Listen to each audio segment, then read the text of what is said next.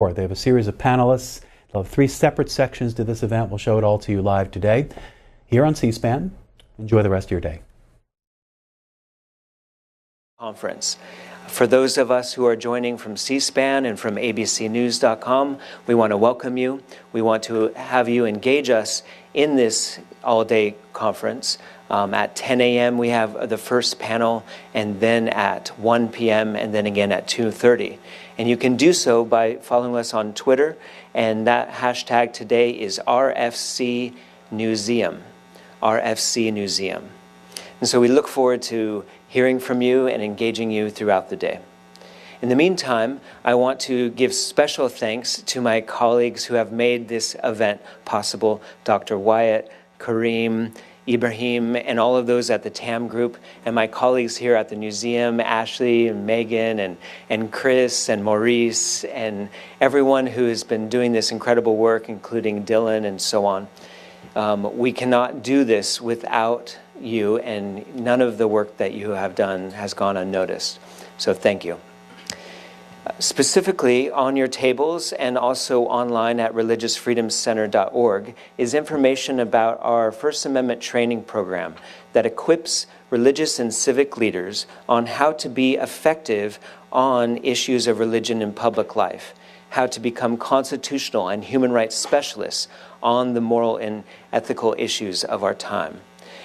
My colleague Sabrina Dent is at the back to be able to help you with questions. And on your tables, you have, and online at religiousfreedomcenter.org, you have information about scholarships to provide this full accredited training where you can get 3 graduate credits for engaging in this online coursework, as well as get travel scholarships from our partners at CERF, the Center for Islam and Religious Freedom, to be able to send people from around the country to Washington, D.C.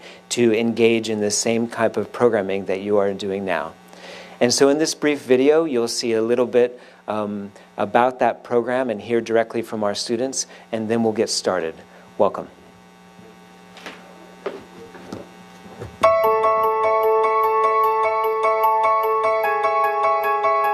My name is Omar bin Riaz. Ebony Janice Moore. Albro Fennell. I'm John Thomas. Mazhoon Idris.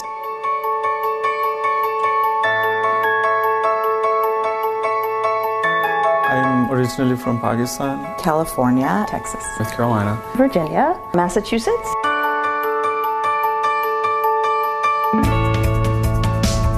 Full-time student. Journalist. Banker. A high school teacher. Organic food developer. I'm Jewish. A Unitarian Universalist. Baptist. A Sunni Muslim. Interfaith. Mormon. Muslim. Sikh. Multi-religious.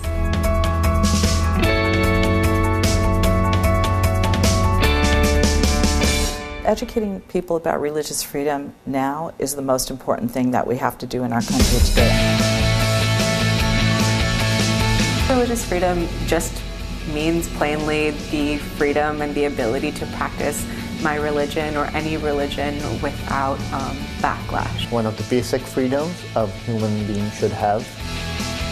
Religious freedom is the reason why my family is alive and well and living in America. There's a phrase I've heard, I really wish I could remember who said this, but it's not religious freedom at all unless it's religious freedom for all. And I think that's part of what just makes it so important. In order to be a full citizen of the United States of America, a country that was frankly founded on religious freedom, we have to have a means of teaching and telling that story holistically and objectively and clearly. The Religious Freedom Center does that.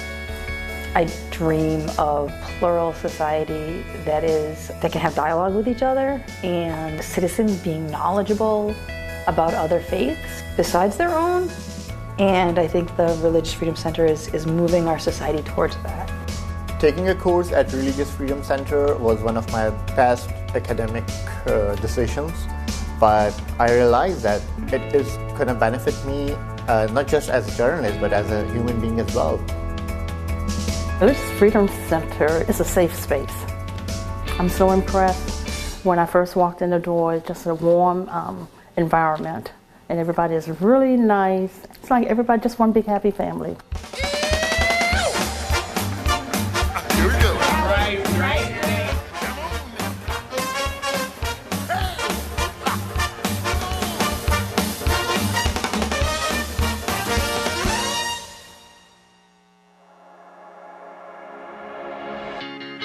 I think the Religious Freedom Center is training an army of leaders. It's really not about talking about things, it's about getting people acting on things. It is not only about coming here to meet in person with fellow students and cohorts. It's about merging the experience with conferences that involves the public. As a result of the violence and discrimination with religious minorities, there are millions of internally displaced people in Nigeria that need help. Many are without food or medicine. A famine is occurring. You never read about it, almost only in the New York Times. The real world in everyday life. Muslims don't speak for Muslims. Stand up for the people you disagree with and come to the table and find ways to live together across your differences. Discussion about how the United States has become a nation of religious minorities.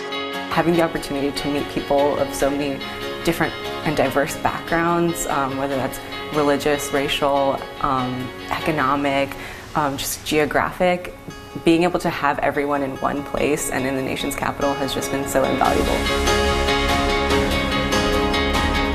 You know, for so often I have been curious about the beliefs, but I never asked anyone. It was really interesting to meet the people from different faiths. For the first time I talked to a Jew. I have never talked to a Jew. This does not have to be a wedge issue. This does not have to be a partisan issue. This can be an issue that actually builds bridges between people of good faith, whether that faith is religiously grounded or not, to make a better civil society. The Religious Freedom Center. I think it has the potential to be, and is in my mind, the nerve center for religious freedom in our country.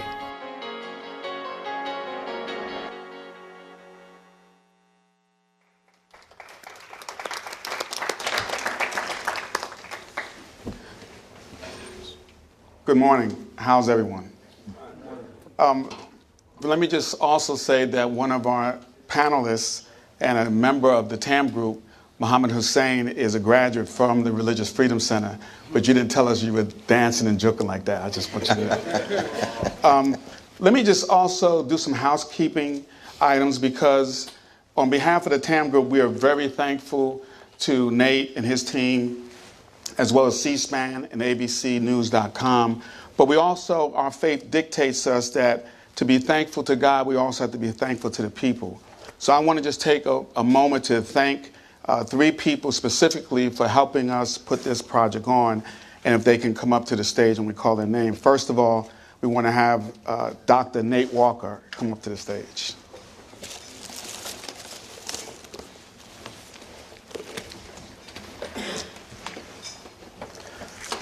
On behalf of the TAM group, we want to give you this small token of our appreciation in the book signed by Dr. Abdul Haqq. Thank you. Wow, thank you very much. You're What welcome. a pleasure. Congratulations on all your work. Thank and you. we look forward to supporting you. Thank you very much. All right. Megan Bowers.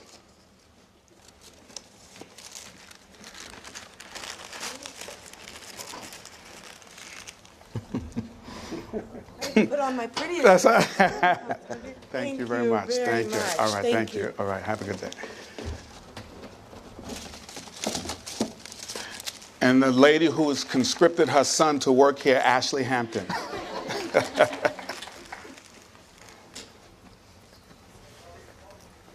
very kind. Thank you. No problem.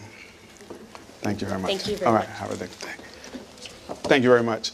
Also, I want to, one of the members of the TAM group, Amin Muslim, who was on the panel, who was also an employee in D.C. government, works for the D.C. police, had a relapse and about dealing with cancer. So I know he's watching.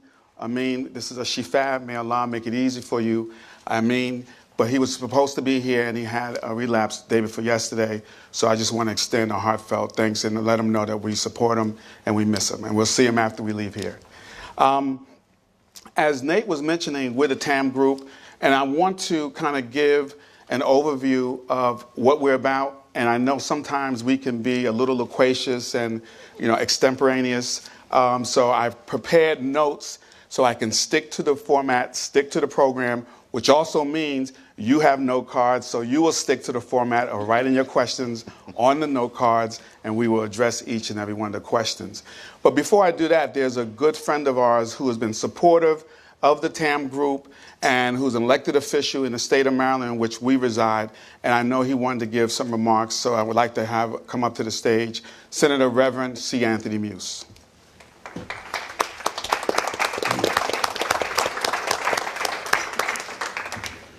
Thank you very much. First of all, let me say good morning. Good morning.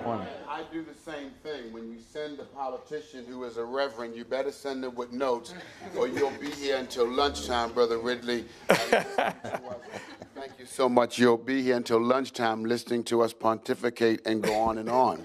I want to thank you, first of all, for inviting me. Kareem, who is my brother, who is my friend, I want to thank you for inviting me. I want to thank you for sponsoring this conference on effectively challenging extremism. I want to thank the TAM group for all that you have done as well. I often say this as we look across not just the history of our country, we have historically experienced extremism in many ways. The problem is when you take the actions of one and you paint all because of the actions of a few. And I hope that I know one of the things that you will do today is not just look at what you can do, but ask us as a government to look at what we can do. Because, again, there are many things that will drive people to do what they're doing. And in the face of not just our government, but religious institutions, there are many more things that we need to do, sir, as well. We need to make sure that we're not providing a gap for persons to misinterpret or even to interpret the actions of some that are wrong. Our government is not perfect. There is no religion that is perfect. But you know what? When we all come together as one, we can make sure that we stand together. And the reason that I crossed the lines from Maryland, from my district to come over here to the District of Columbia, and I think they gave me a pass to stay until 12 noon, then I got to go back to the State House. I'm just kidding.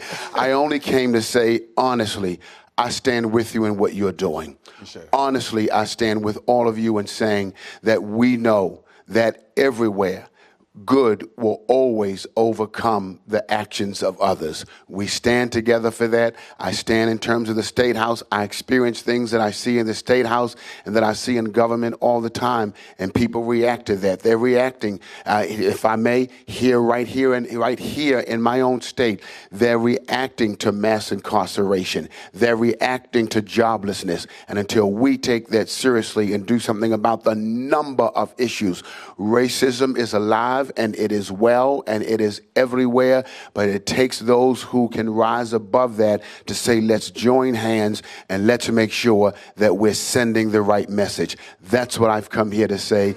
Good morning to all of you. I know it will be productive, and anything that I or my office can do to be of any help, we're here for you. Thank you so much. Good morning. Thank you. Thank you, Senator Muse. So as promised, I'm going to stick to my notes, and we can then transfer it over to Dr. Baker.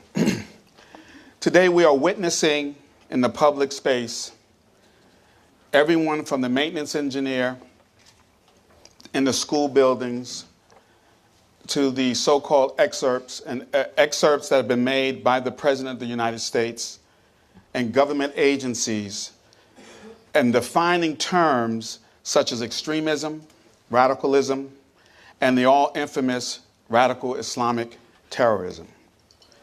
Although many Islamic countries around the world have detested these and many other terms that seek to vilify a religion and define a way of life for the fastest growing religion on the planet, we really want to begin to have an open and honest discussion about what Muslims' our response to extremism and radicalism as we see it from the context of the Quran and the hadith of Prophet Mohammed, peace be upon him.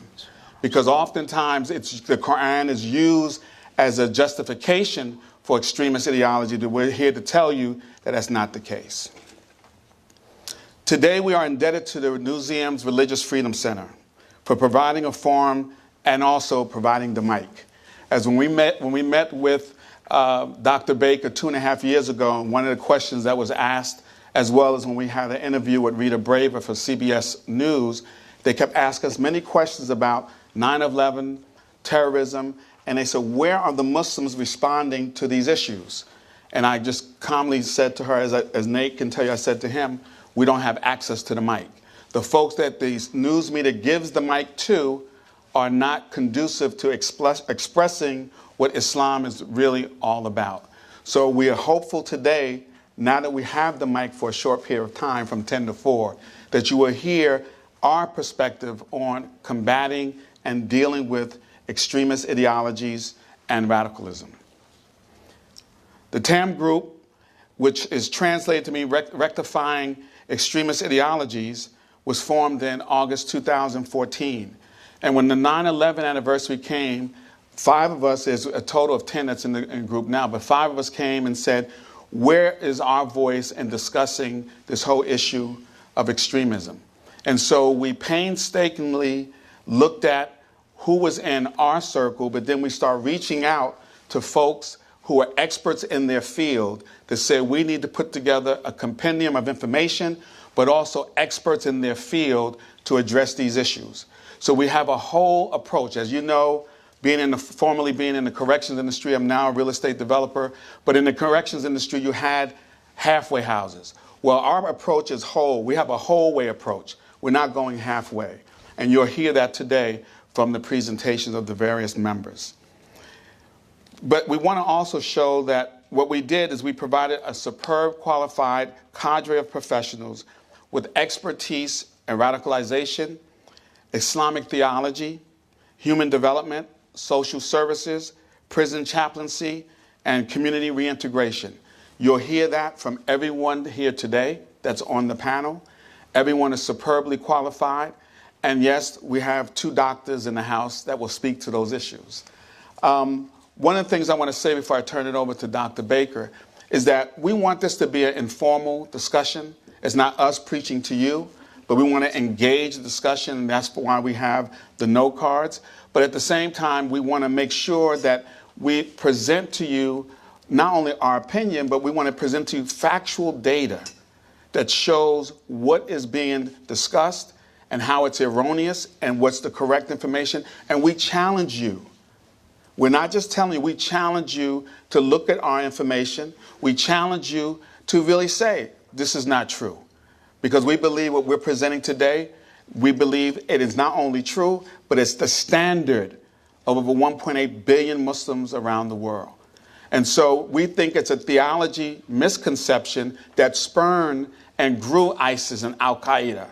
But we're going to talk to you about how that can be rectified through the ideology and through what we want to present today. So without further ado, let me present to you my brother from the UK by way of London, Dr. Abdul Haqq Baker. Thank you. Good morning, ladies and gentlemen, and assalamu alaikum to my brothers and sisters who are here. Alaikum salam. I'm very pleased to be here in the US, and my colleagues have really rolled out the carpet for me, if I can say, so I've had a very productive time.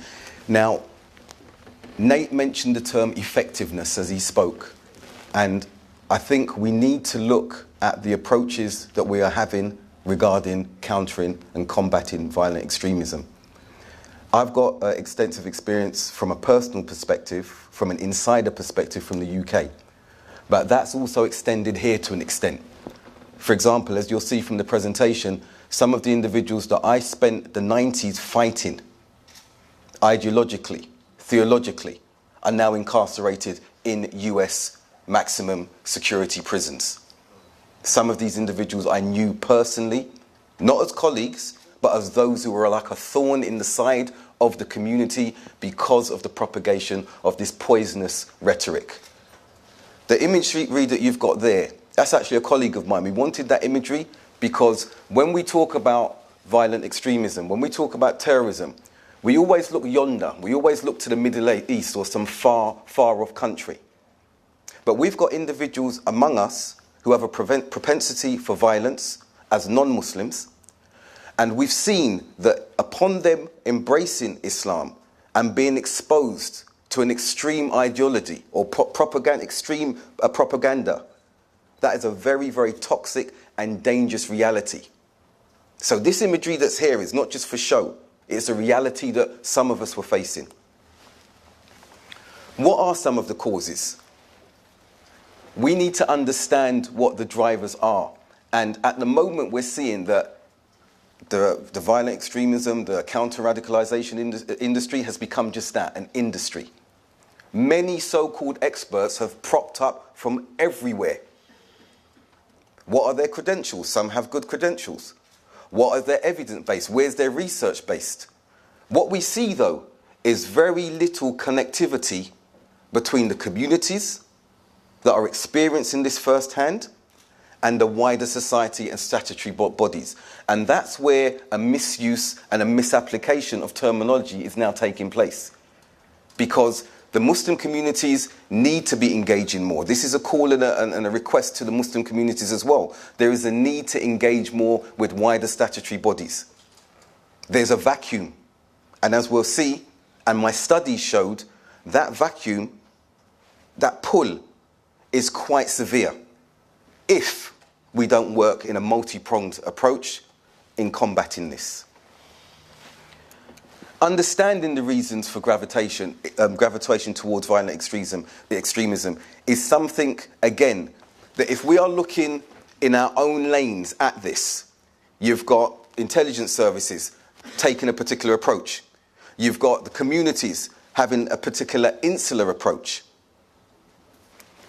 Both moving in their own lanes. No convergence whatsoever. So then what we have is that the data and intelligence that the statutory bodies are getting use of terminology which further marginalizes orthodox, socially conservative practicing Muslims. Then you have this suspicion, some of it previously valid, from Muslim communities when they are looking at engaging or the reluctance to engage with statutory bodies.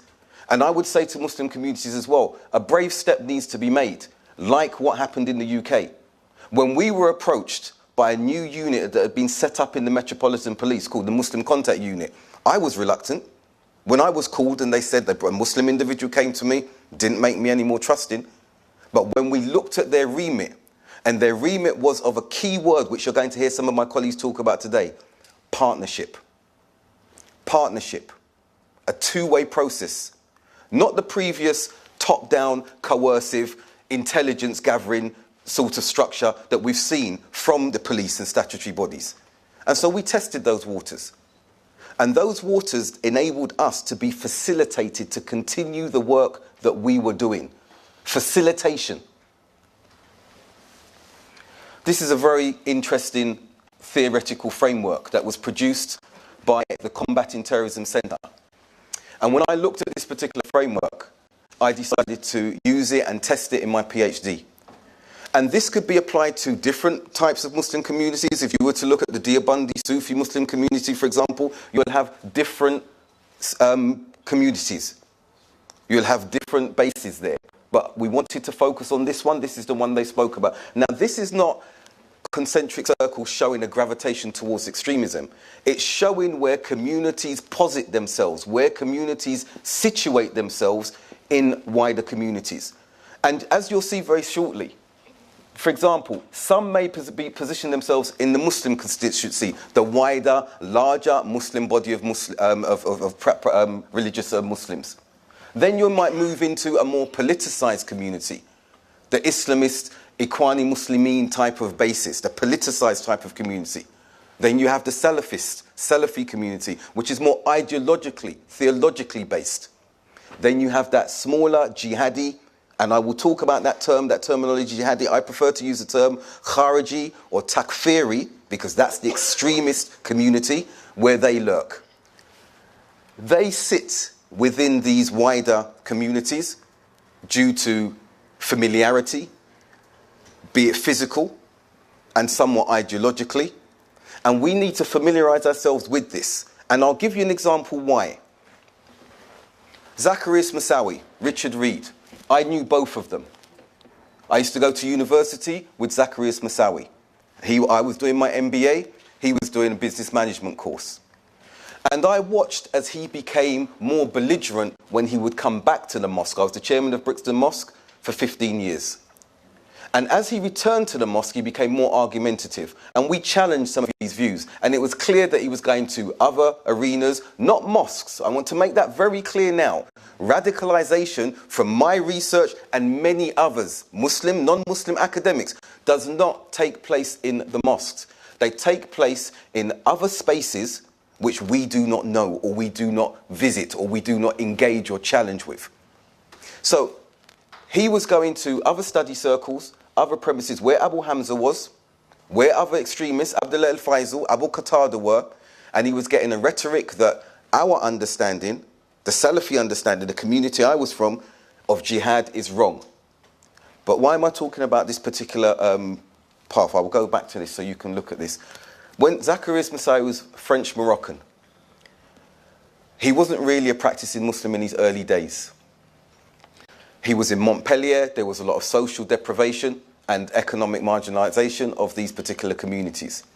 However, when he started attending university, he started meeting students from various walks of life within the Islamist community. They were talking about politics. They were talking about the situation in Algeria. They were talking about the situation in other foreign lands, Palestine.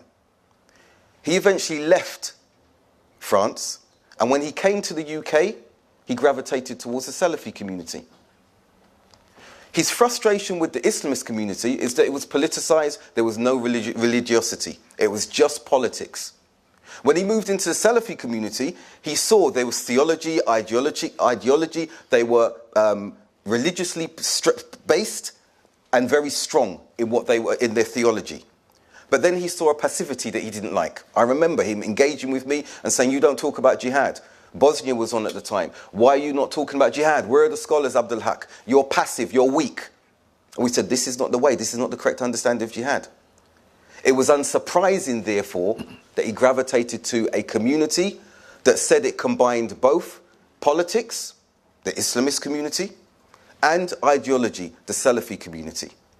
And with his very rudimentary understanding, he found that community to be the one that resonated with him the most. Richard Reed was the same. His gravitation when he came out of prison was a lot quicker. His radicalization and the process of radicalization was a lot quicker in the 90s. I think many of us know, and I'm going to move on quickly because of time, many of us know the process nowadays is much faster than we've ever seen before. The process of radicalization is phenomenal at this particular stage. But I'll put a question out. What are the counter measures that we are using? Are they as potent as the propaganda that we're seeing from the extremists? We'll leave that question to a later time. Moving on. I mentioned earlier about the communities. It is important that statutory bodies do not do what has happened in the UK. Initially, under the Prevent strategy, it was community-focused, partnership, engagement, facilitation of communities that were equipped, had the credibility to address extremism and propaganda. But then they changed it and reverted to the age-old community-focused, community-targeted, suspect communities, wanting data and intelligence. And that's why the Prevent strategy as it is now is seen as very, very toxic. I won't pay too long on these particular spectrums here. But what we've got to look at is if the government goes for a very liberal set of Muslims to counter radicalization, those youth on the ground will reject that. Just like they've rejected their parents' traditional aspects of Islam. And you have a pendulum swing effect. To which side? The fanatical, violent, extreme side. What we need to be looking at as statutory partners and statutory bodies are those in the middle. And unfortunately, we're seeing a polarization of government strategy as well. They want a particular brand of Islam, and so therefore they overlook those most effective in countering it. This next framework I don't want to spend too much time on, but it gives an idea of where particular groups and entities from a UK perspective are positioned and their effectiveness in that regard. We can revisit this, but I'm mindful of the time. I want you to look at this particular framework that I developed. This is a cross-section of the funnel theory. You'll see the wider outer circle is wider society. Then you have the more generic Muslim communities. Inside you have the more insular but theologically based communities, and then you have that vacuumous pull down the middle. You may then say, well, okay, that gravitation is dangerous. No, I say look at it a different way. Those closest to the problem, most effective in the problem, are the ones that should be we're engaging with. If we understand the individuals like Richard Reed, Zacharias Massawi, the Adabalajo, a murderer of Lee Rigby, and his colleague Adabawali, the individuals who disappeared to Syria, they went through that vacuum. But there was not the joined-up multi-agency approach where credible partners were being engaged to counter this. I'm going to conclude on this point here. And I'm sorry that we're going at speed, but the rest of this presentation in the subsequent panels, I will be addressing and revisiting some of these frameworks. But when we look at this particular framework here, you'll see I've noted at the very mouth of the funnel, which is the pressure is less. You have the more liberal, I've put extreme for provocation, deliberate provocation. You've got the more liberal aspects of society, Muslim communities, who do not have an effectiveness in addressing and counteracting violent extremism and the propaganda. As you go down and the gravitational pull becomes stronger, we get to the neck of the funnel. And there have been communities for the last 30 years combating through their communities, through their pulpits, through their written material, combating violent extremism. And what has been witnessed is a reflux. That some of the individuals who were being pulled down into violent extremism would stop at the neck of the funnel.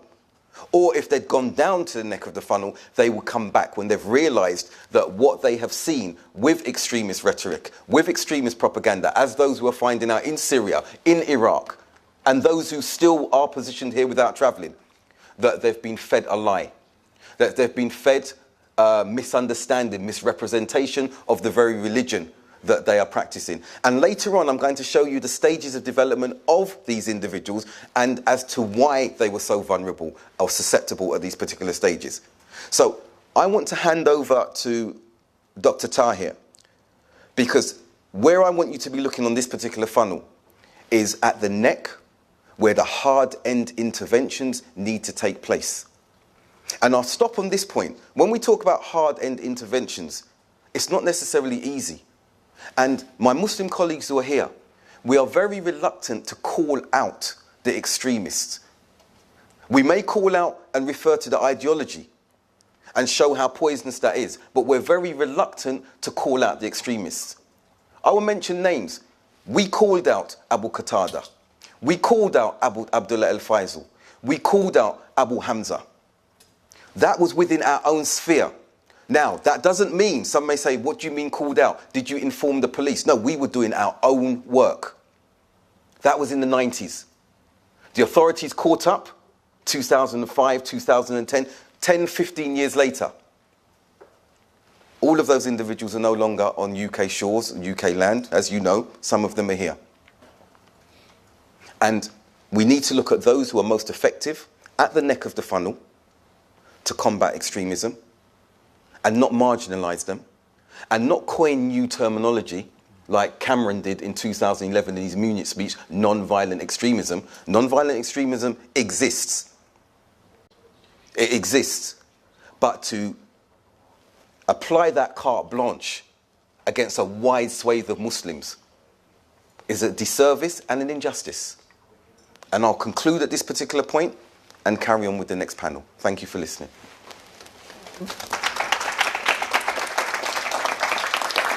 Can I just make one quick point? When Dr. Baker mentions statutory, he means the U.S. government agencies, just so that you know. And the second thing is that in about 10 minutes, as Sheikh Dr. Tahir Wyatt is speaking, if you can start forming your questions, because the questions will come around, they'll come to me, I will look at them, and then I will pass them to or speak to them and have the respective panelists answer them. So just in 10 minutes, if you could start forming your questions, and then Ibrahim will pick them up, and then we'll handle them that way. Tafadda.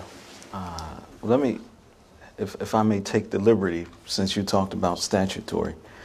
I don't want to assume that everybody knows who Richard Reed is. So who is he? Richard Reed was the shoe bomber. Zacchaeus Moussaoui, the 20th so-called 9/11 bomber.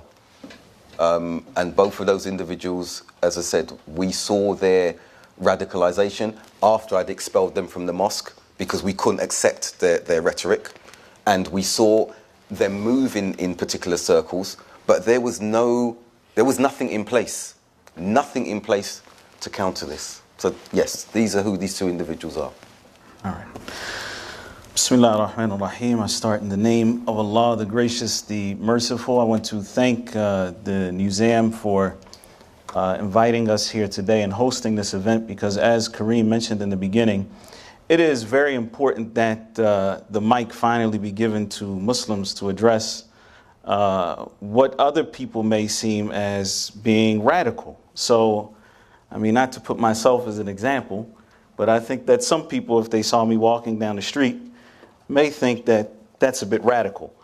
And it may be a bit different, but hopefully by the end of this talk, we'll understand what we mean when we say the term radicalization. I do want to begin by saying that I think that we as Muslims in this country, and I want this to be understood across the board, that we are just as, if not more, concerned about extremism and radicalism and terrorism as our fellow Americans. And the reason is because terrorism does not know a religion in the sense that if an attack happens, they're not determining that this is an attack on a particular religion versus another. Muslims are killed disproportionately by terrorists.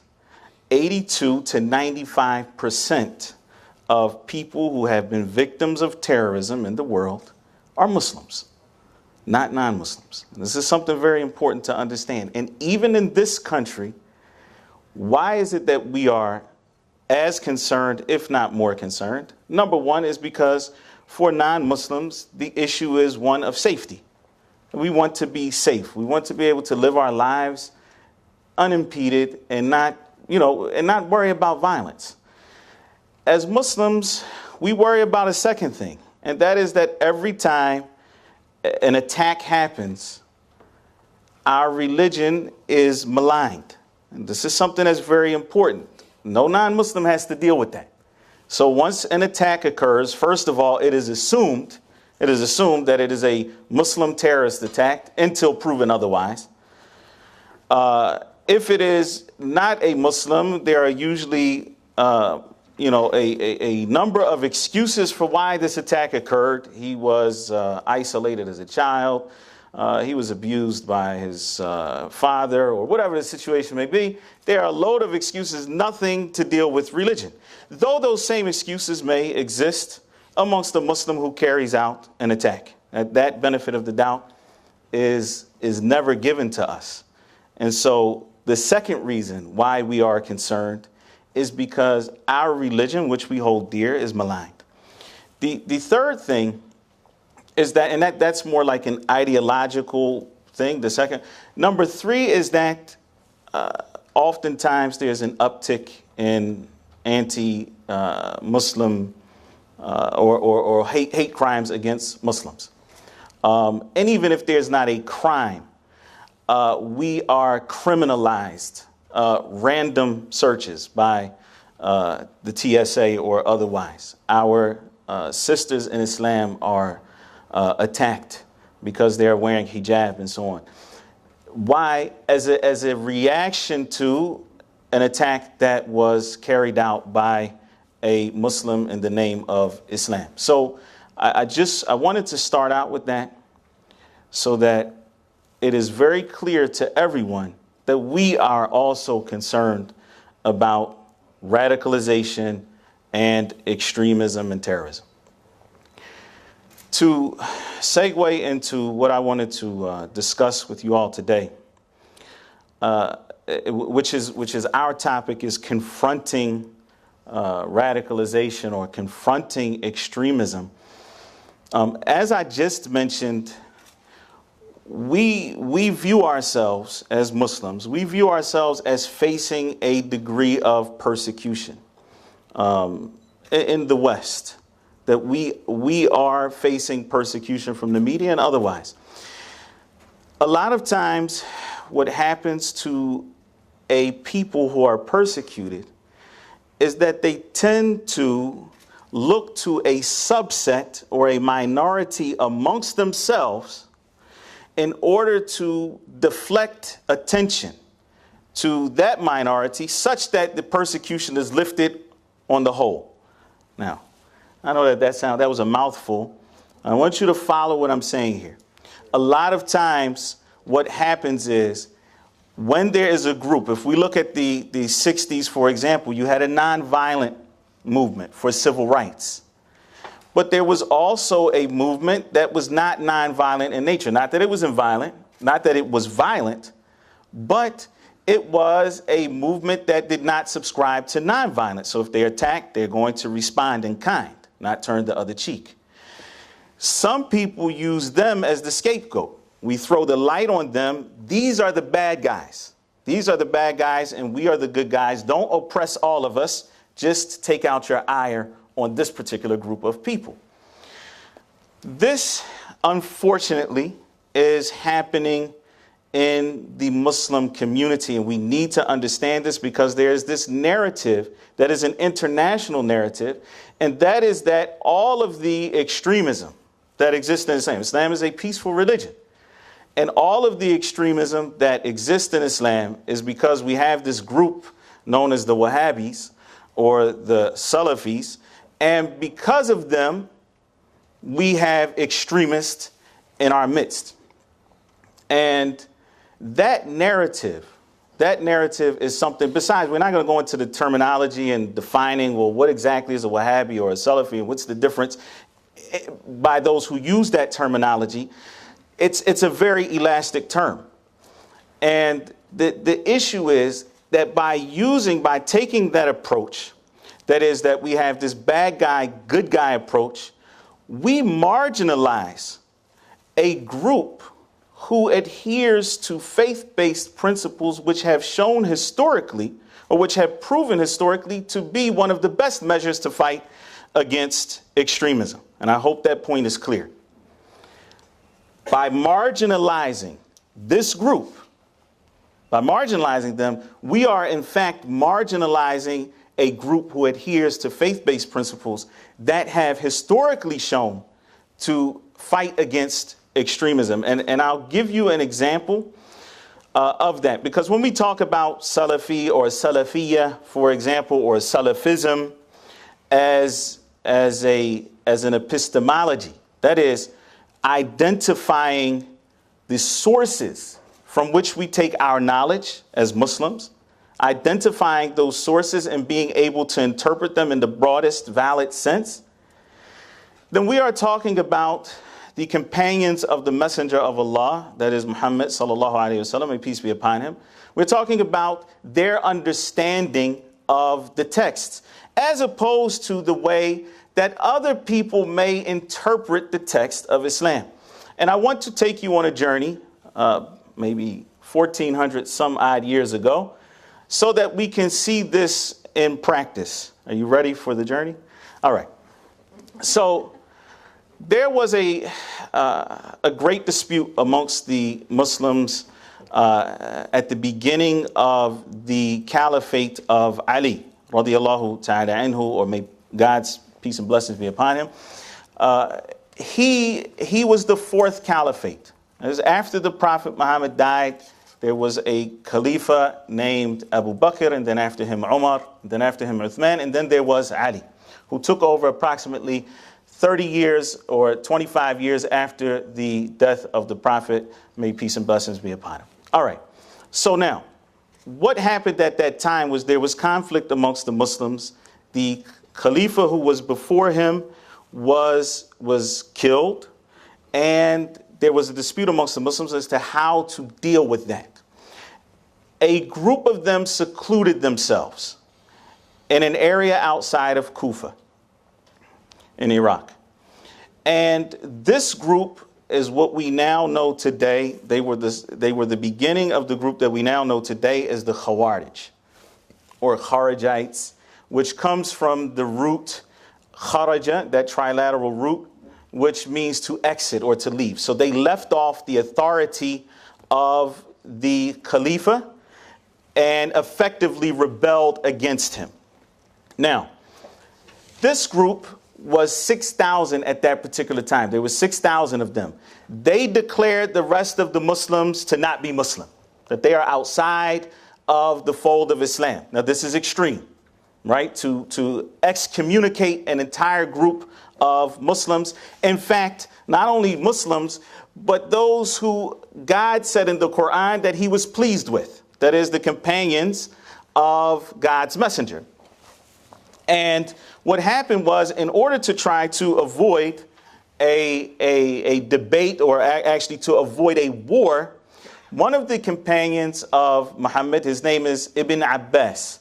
He was the cousin of the Prophet Muhammad, and he was a great scholar amongst the Muslims at that time. The term companions, are we familiar with this?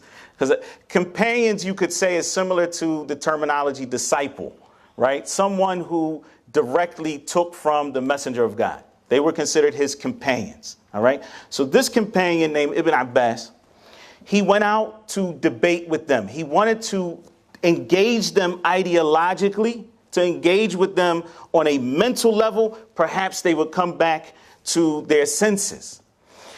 When he got to them, and we need to follow this story because we need to see, and what I want you to see is how the Quran is used by extremists and how it was understood by those who were with the Prophet and those who continue to follow that as a methodology today.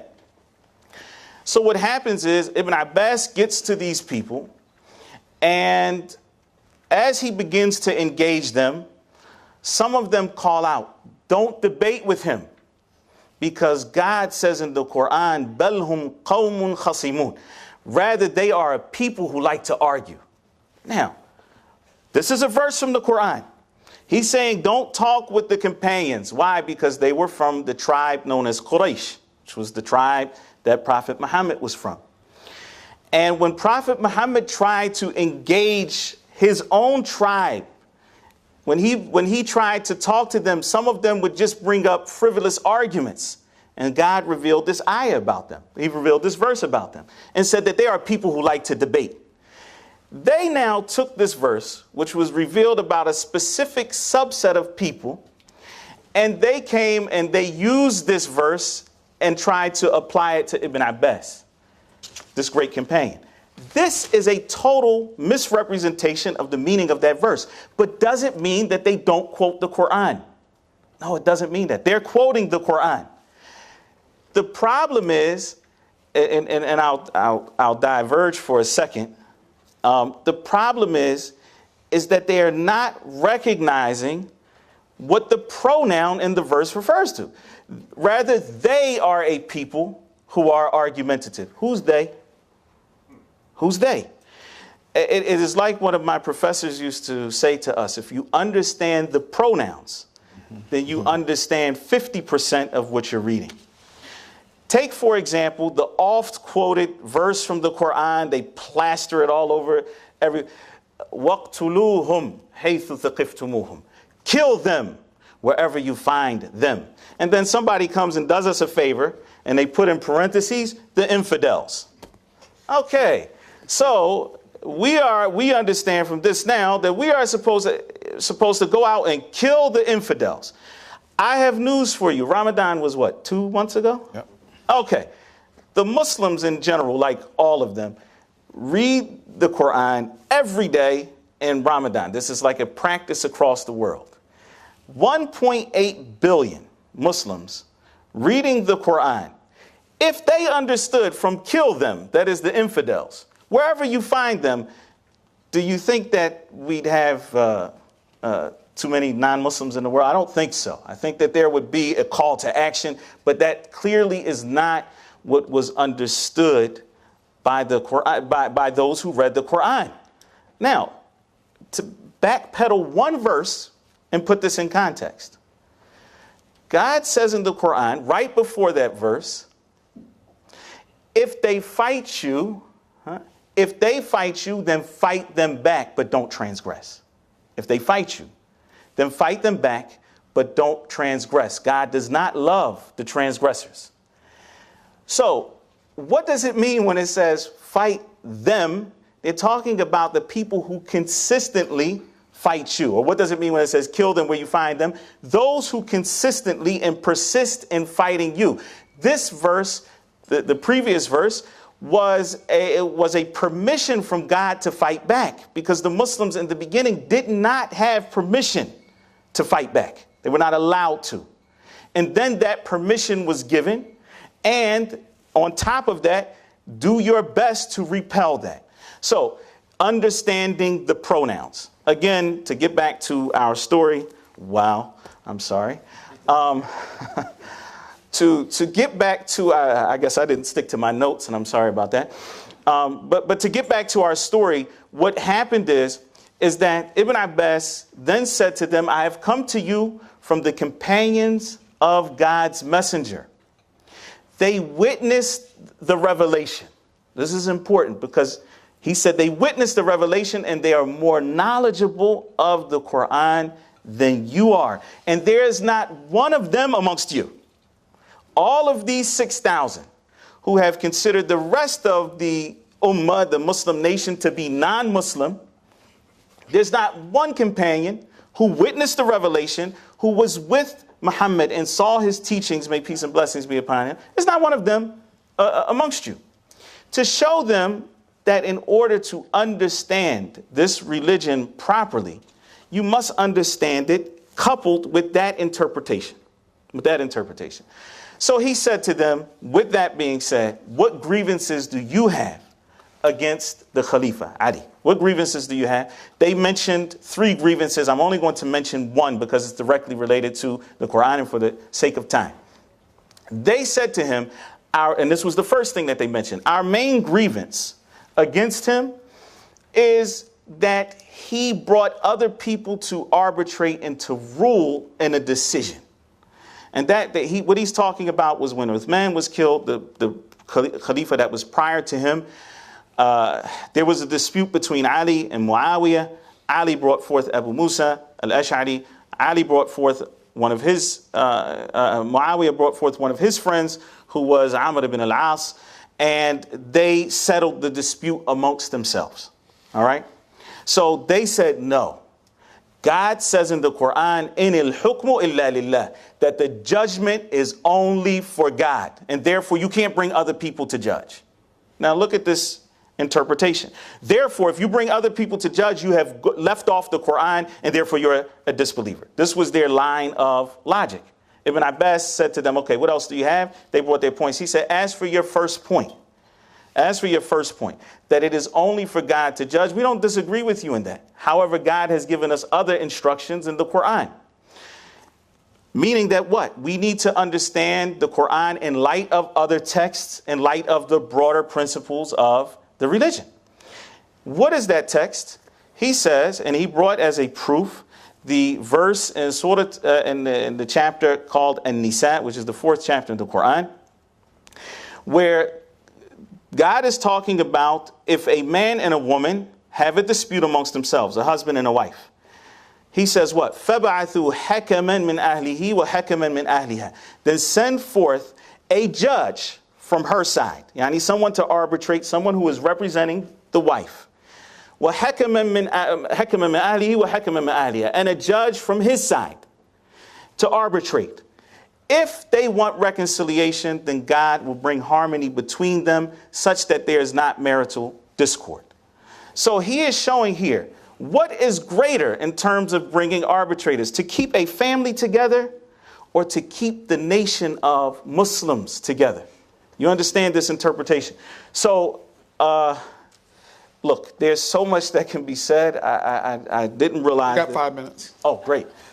Is Chief Justice, is the Deputy Chief coming? All right, 5 minutes.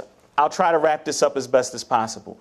The point of this story is that extremists, historically, have used the Quran, and not just the Quran, extremists in every religion, have used their scripture to justify whatever positions that they have.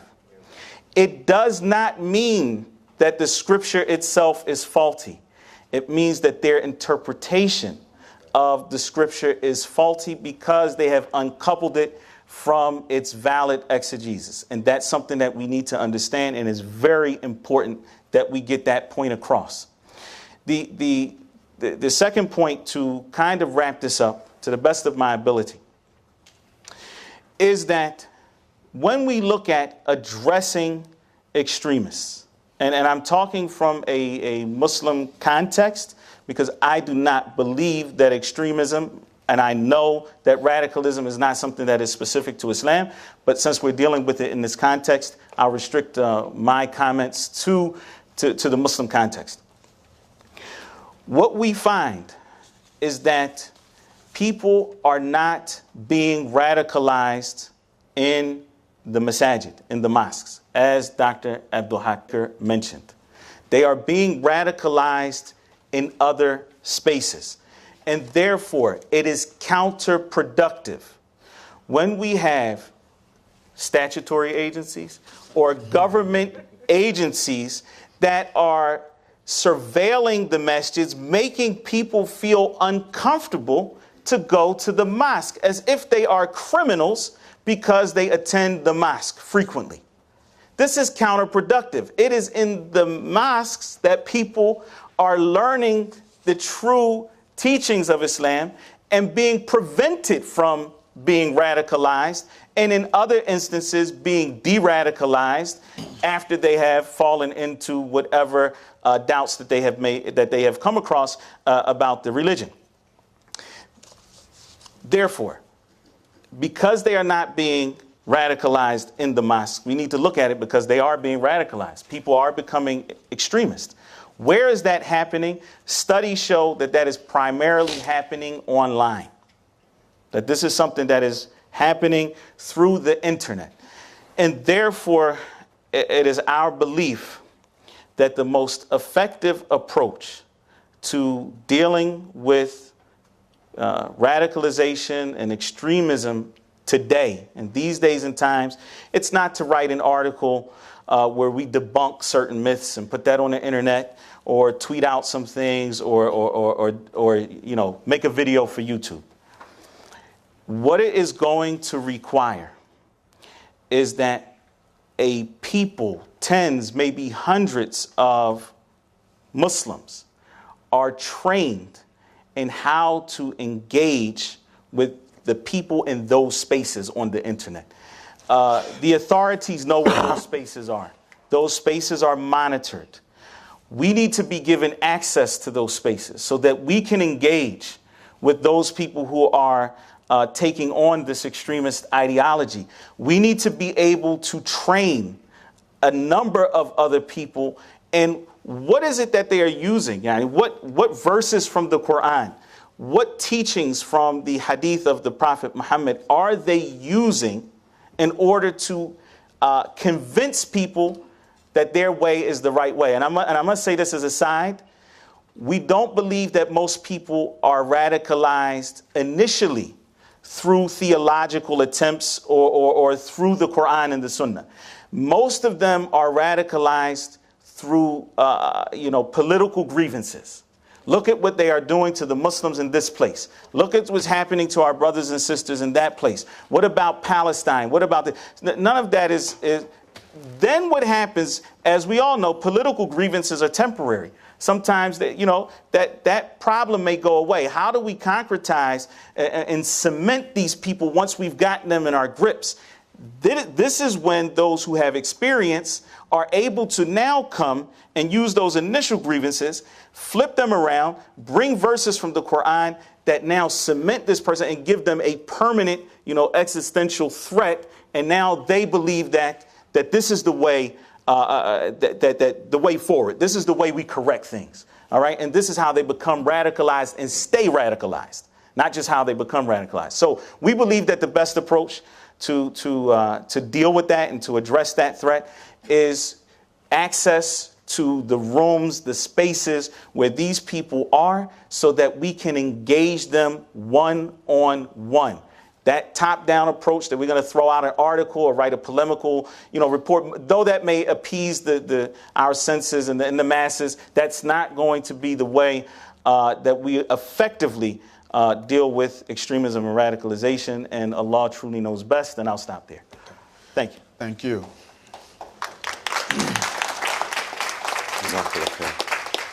As a side note, one thing I wanted to point out is that Dr. Tahir Wyatt, although here from Madinah, is the first American to be teaching at the second holiest mosque in Islam, which is in the Masjid Nabawi in Madinah. And so he teaches English there on a regular basis. And so teach in English. I don't teach in English. Teach in English. Teach Islam in English. But you can also, he mentioned YouTube. You can see the YouTube videos that he has on there if you just put his name in, Dr. Tahir Wyatt. Also, before I ask the question to Dr. Baker, we're also going to talk in the later sessions on practical applications of what these two have just been talking about. So we're not just going to talk theory, but we're going to also talk application and how it's being done. So with that, let me ask some questions and throw it out. This one is to you, Abdul Haqq. How can youth be engaged in CVE so as to expose them to positive, nonviolent political and theological outlets? Please mention any examples and best practices of this. Good question. I think Dr. Tahir mentioned a holistic approach, and as you did, Amin, from the outset. When we're targeting just theology or particular aspects regarding youth, it's limited, it's restricted. There's got to be a comprehensive, holistic approach. Now, my organisation that I'd started to try and to get into those spaces where these radicalised individuals were going, Street, strategy to reach, empower and educate teenagers. It's not just a cool name, it means something. Street. What we did is we had work streams, we developed work streams. The first work stream was an outreach work stream where we did sport, trips, general engagement. And why did we do that? Because we found that the larger number of attendees came to those activities. In doing so, their peers who had radical tendencies, who were susceptible to violent extremism, and many of them were in gangs, were being left out. And they didn't want to be highlighted in that way. So they would participate in these wider generic activities. When they saw the level of engagement, and when we were able to identify them through these processes of engagement, we moved them to the remaining 3 work streams. Work stream 2 was a base that we had, a thematic youth institute where we engaged in more concentrated programs, peer audio-visual engagement, deconstruct, as Tahir was mentioning, deconstruct programs, one-to-one counselling with social issues, with mental issues. And they opened up because they saw that there was a safe space, that what term has been made, a safe space, where they could engage and know they were not going to just be given and reported to the police as a matter of intelligence.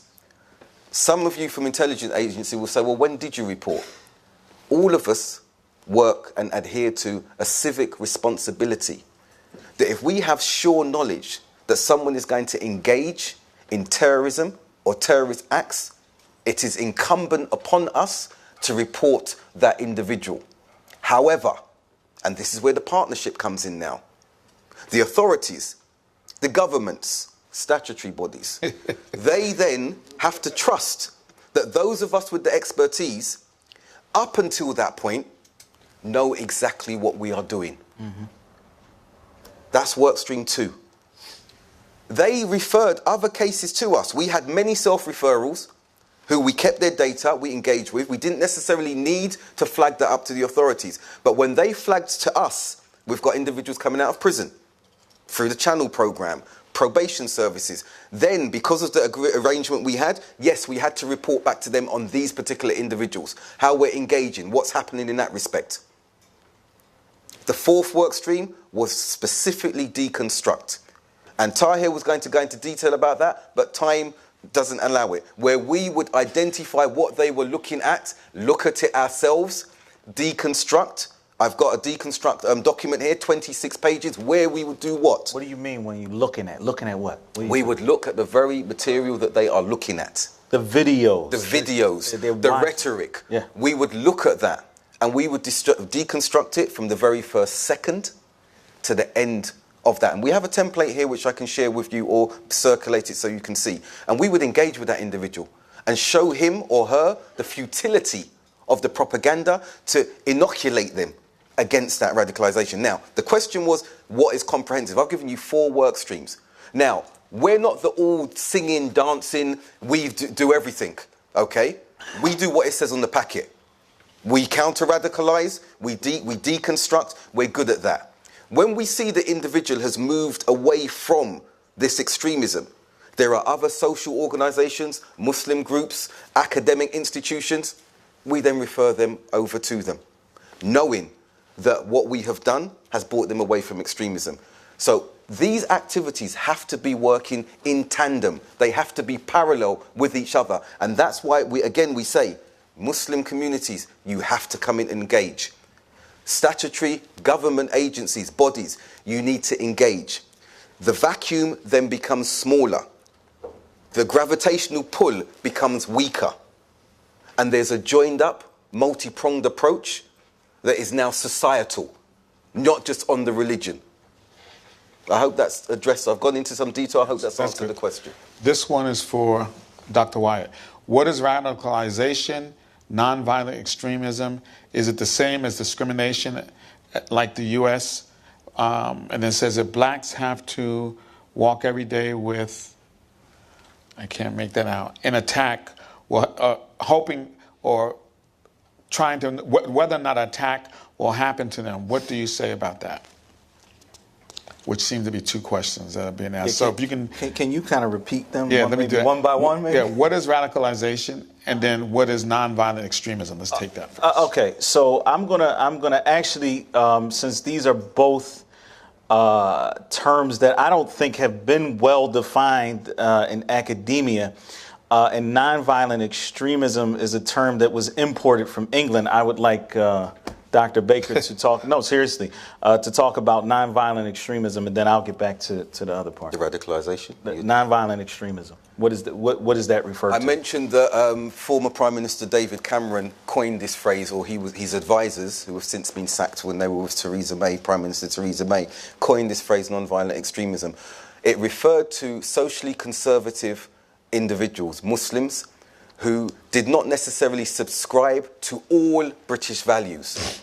Now, as we know, British values and our democratic values, they shift with the sands of time. Some things that were frowned upon 20, 30 years ago are no longer frowned upon here. Those of us who are traditionalists and adhere to some of the values that our grandparents and our parents had are now being told that those values are extreme in the society that we're living in. So nonviolent extremism addressed those particular individuals. It took a wide swathe of Muslims and said they're socially conservative. The sister, the woman who's wearing the niqab, is potentially a nonviolent extremist. The way we are dressed, or if you see that I've got a prostration mark on my head, I'm a nonviolent extremist, because I should have a nice oil of Ulay head with no marks or blemishes or anything like that, that even a woman will be saying, wow, the complexion of your skin and the texture. But these symbols, sorry, I have to go there. These symbols of Islam, the beard and such like, the trousers maybe being raised a little and such like, the UK started putting terminology and descriptors around such individuals. And here. And non-violent extremism exists. We had the Al-Muhajirun, those who kept calling to extremism. They kept calling and advocating extremism, but they didn't practice it themselves. We even fought against these individuals. So non-violent extremism is a term that can exist if it's restricted to the right parties. But when it's been used in the way it's been used in the UK, and now, as I'm hearing over here, it's a very, very dangerous terminology. And as for radicalization, just to follow up on that, radicalization is usually used for any aberration from the middle. So either far to the right or far to the left would be considered to be radical. Yeah. This question to both of you. How can there be greater cooperation between Salafis and Sunnis whom Salafis disagree with, such as the Ash'aris and moderate Sufis, like Abdullah bin Bayya or Zaytuna College? Not names. Okay. Not names. Can you answer? You start. No, you start. Thank you. I think generally, what we've got to look at with the groups, this is one thing that I've spoken to scholars about, and Tahir is more conversant in this. There has to be cooperation in line with the verse in the Quran, cooperate upon righteousness and piety. Okay, and don't cooperate on where there's itham and udwan, sin and transgression. And unfortunately, various groups have taken that to say that therefore we can only cooperate with those from our own mindset within those groups. And I asked one of the scholars, one of the senior scholars in Makkah, is this correct? Or is my understanding correct that societally we come together to work together on particular ills that are affecting society? So for example, terrorism.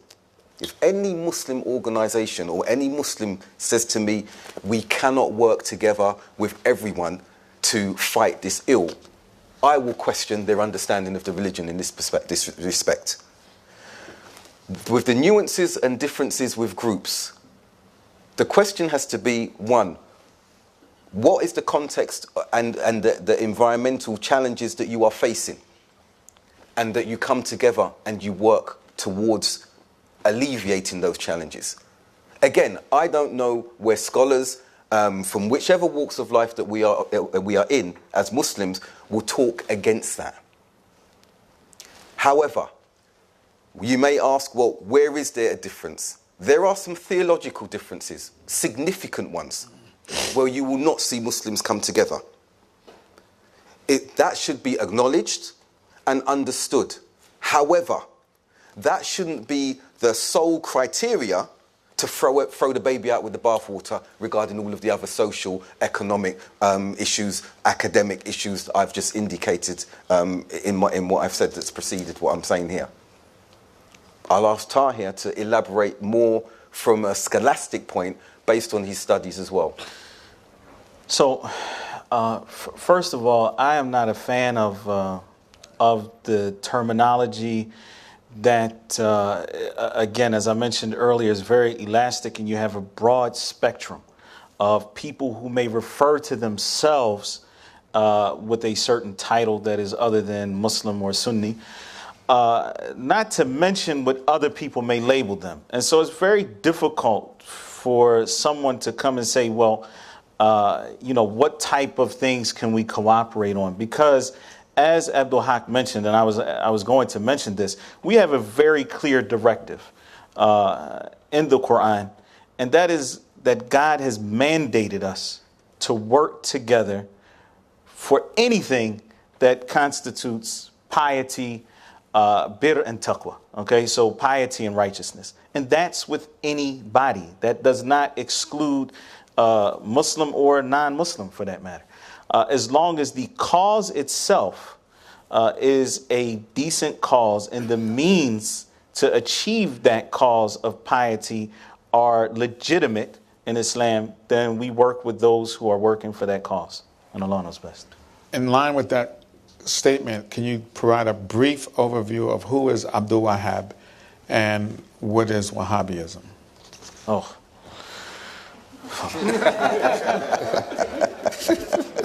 No, really. You go there.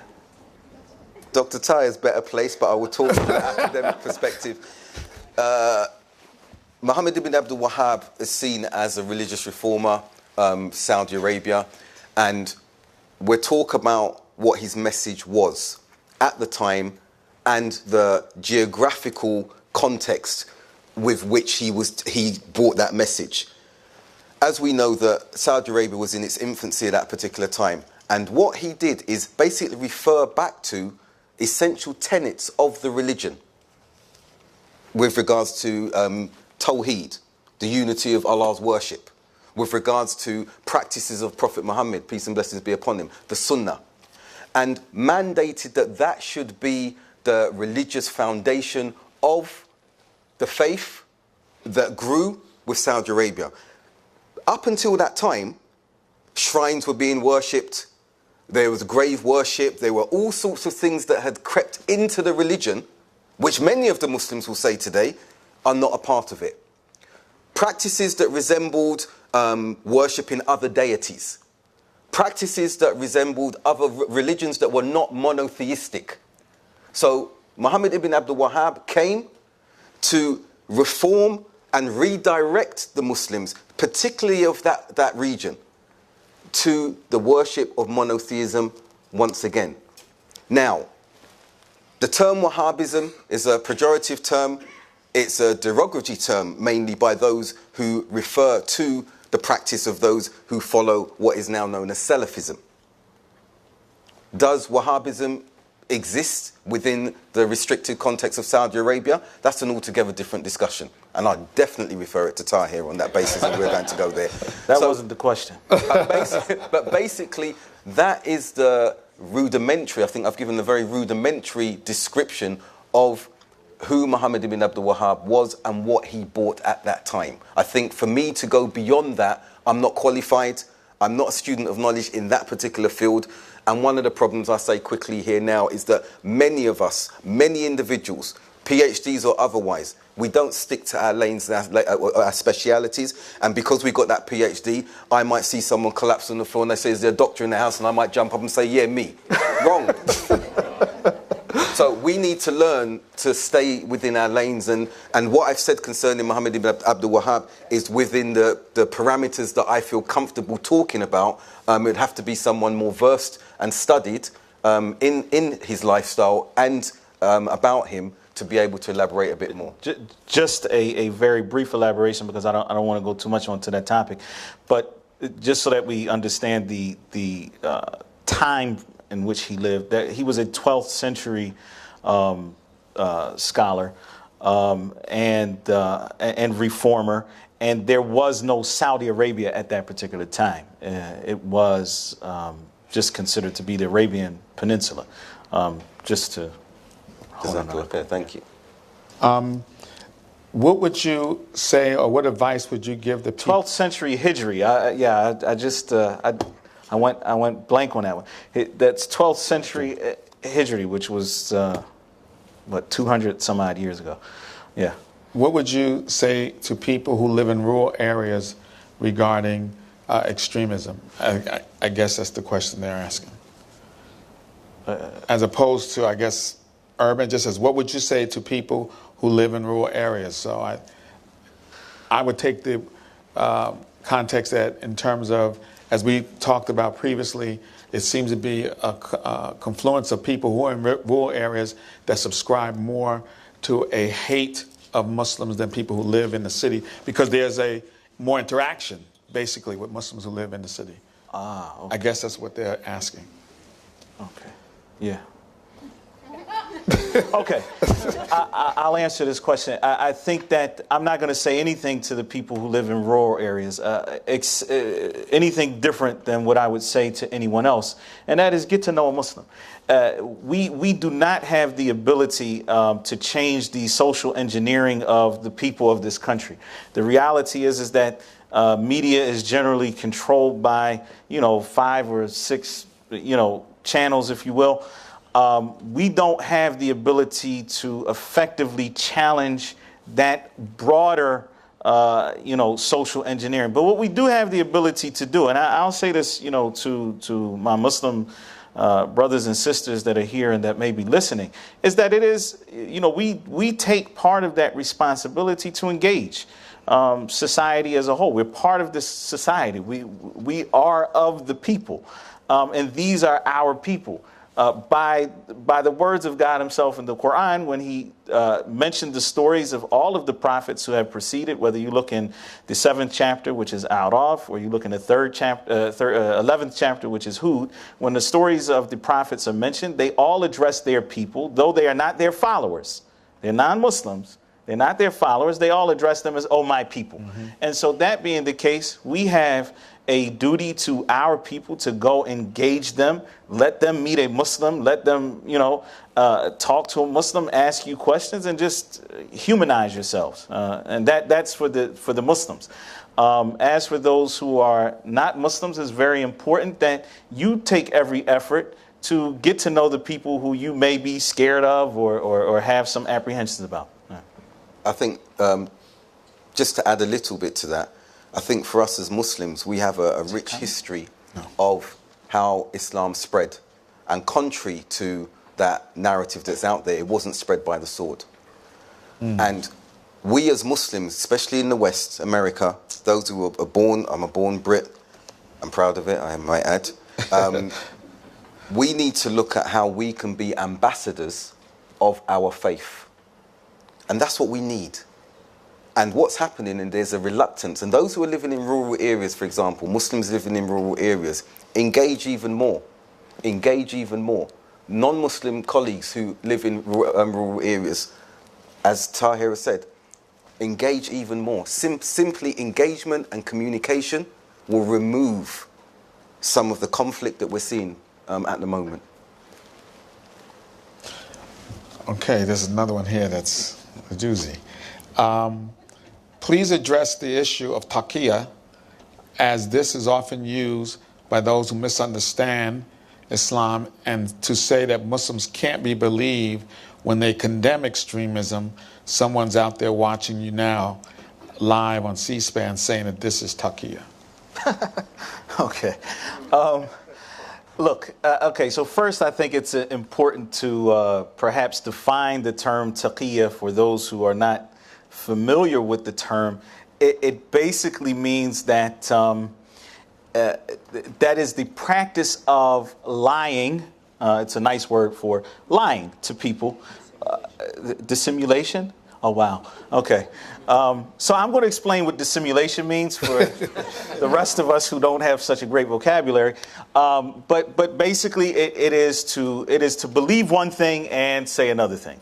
So in my heart, for example, I don't believe anything I'm saying, but I want to trick all of the people who are watching on C-SPAN or otherwise into believing that we are not radical and not extreme and that we really want to fight extremism.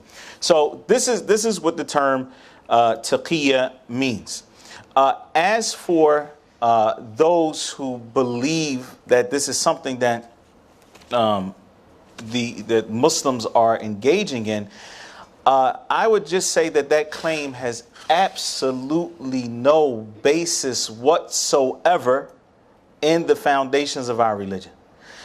Yes, someone may come and read text from, from Shia sources, for example, that may talk about that. You will not find that talked about in Sunni sources whatsoever, and we all happen to be Sunni on the panel, and I rest my case. Dr. Wyatt said that, this is a question, said that the majority of radicalization occurs based on political grievances rather than theological. Do we have imperialism and Western involvement partially to blame for the rise of extremism in the last 50 years? Well, so that's a very complex question, but I'll just say this. If we think that Islam itself is the cause of, or Islam by nature inherently is extreme, or it is radical by nature, then we would have to look at certain other statistics and facts that we have. The first mosque in this country was built, in this country, the United States, was built when? Does anyone know? 1929, okay? That mosque is no longer standing, but we do have a mosque that was built in 1934 that still stands today. Islam has continued to grow in this country, both through converts to the religion and through people immigrating from other countries. But we don't find any Muslims being charged with terrorist activity in this country until 1993. And even then, we're not talking about what a lot of the people have coined as homegrown terrorism. So we're talking about the World Trade Center bombing that happened in 1993, an attack on Langley, in which a total of 8 people died. So we have this span of over 60 years in which we had a consistent presence of the Muslims in this country, but without any terrorist activity. And if you look at Canada, there's a similar time frame, and likewise if you look in England, or in the majority of the Western countries. So what is it then that has led to this uptick in what we would call radicalization or extremism? Does American or Western foreign policy play a role in that? I'm sure that most of the studies that are out there that talk about why people become extremists, or let's say this, to rephrase it, the tools that are used by those who are recruiting to extremist and radical ideologies, there's no doubt about it that they are using American foreign policy as a basis of their radicalization, their recruitment tools. Dr. Baker, in the context of the United Kingdom, what is the difference between TAM or your approach versus Quilliam, excuse me. Quilliam have succeeded in one thing that's never happened with the Muslims for a long time. That's uniting the Muslims against them. Why? Because what they've done is that they're calling to every rhetoric and every statement that says to marginalize and criminalize the wider Muslim body. You can look at the facts that are out there, basically, on that. What Street has done is Street is a grassroots organization, the motto being, it's for you, from people like you. It's an organic organization that develops according to the needs that we have identified, and we've identified with our target audiences in helping with social, religious, educational, and academic empowerment and work. So we are pretty much working at that particular level. And what we did with government when they asked us to come to the table for funding, we were funded in the region of £1.3 million over a period of 4 years, is we said to the government in the partnership that we were holding that we will play a facilitatory role and act as a conduit between government and the youth and the audience we were targeting. Why? Because the government couldn't reach those youth, and we're very concerned about those youth, and we're using draconian measures, arresting, stopping, searching, raiding their homes without any basis. This caused the further radicalization of a minority of them. So we said, you don't need to do that. We will engage, and where there are concerns, legitimate concerns, as I've alluded to earlier on, regarding civic responsibility, we will address them up until the point where it's criminality and you need to know about it. Before that time, we will engage with them in various social programs, educational, religious programs. That's what Street does. Again, it's for you, it's for the people, from people like them. Quilliam has alienated itself from the wider body of Muslim population. And some might say, oh, this is because I know Quilliam has some standing here, they have some reputation here. I will say that members of Quilliam, and I have them on my WhatsApp messages, one of them in particular, Usama Hassan, who's a long-standing associate of mine, we go way back, and his father, Sheikh Suhaib Hassan, was like a father to me. Even he acknowledged the difference and the effectiveness of the work we do compared to the audience that they are targeting. Totally different audiences, and they are not interested in the Muslim audience. They are not interested in the Muslim community, despite the fact of them being situated, located within the Muslim communities and discussing issues pertinent to them. But they are not representative at all or interested in representing the Muslim community. As a follow-up to that question, is there research to show that what you've done in the UK can work with your association with the TAM group and be applicable here in the U.S.? I think more so because what we see here, the situation in America, from my knowledge, is not as acute so far as Muslim communities are concerned. How integrated, I won't say assimilated, that's a totally different issue. How integrated and participative the Muslim communities are on the whole in America is a lot better than the UK.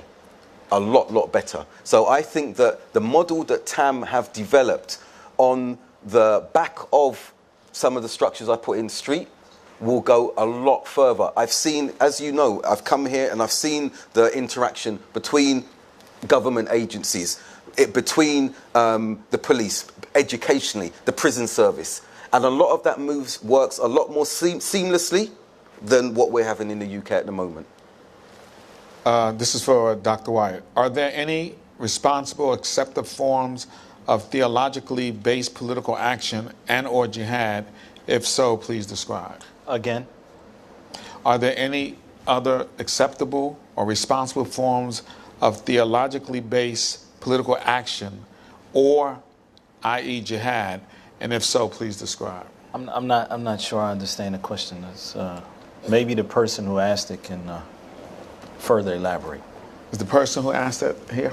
Yes.